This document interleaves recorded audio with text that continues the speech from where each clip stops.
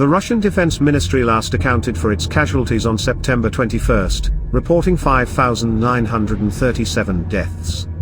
Based on open sources, the BBC was able to ascertain the names of the 21,700 Russian servicemen buried in the war in Ukraine.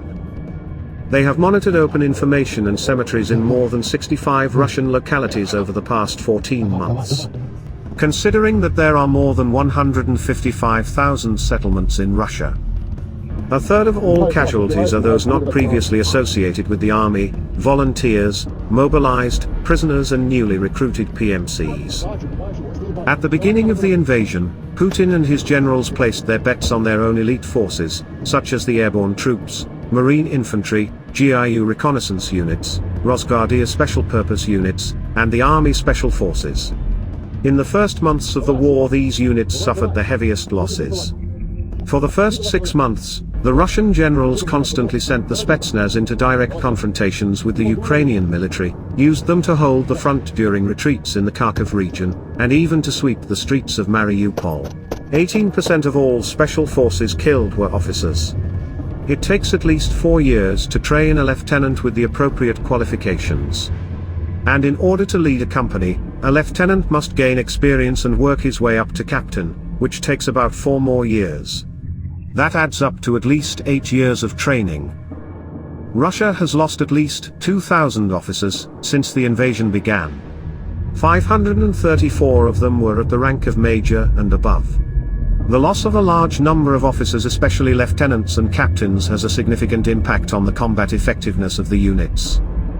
It is junior officers in the Russian army who usually decide exactly how the orders given by the command will be carried out.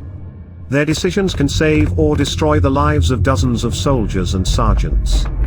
It is junior officers who usually spend the most time with the personnel of their units, teaching new recruits, conducting team building and training. Those who came after the killed officers are much less prepared and experienced. This, in turn, affects the level of training of volunteers and mobilized men, as well as the quality of decisions made in the combat zone.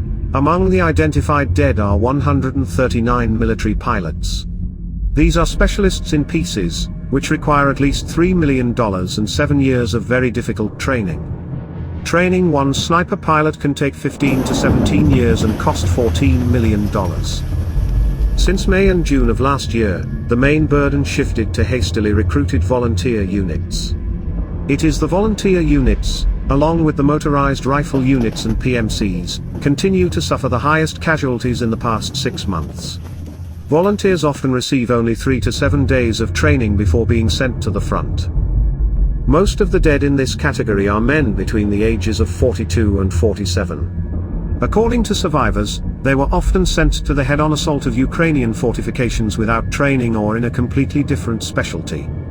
And convicts recruited from prisons into the Wagner Group serve as battering rams in the ongoing battles for Bakhmut. Including the wounded, the total irretrievable losses of the Russian forces may exceed 263,000.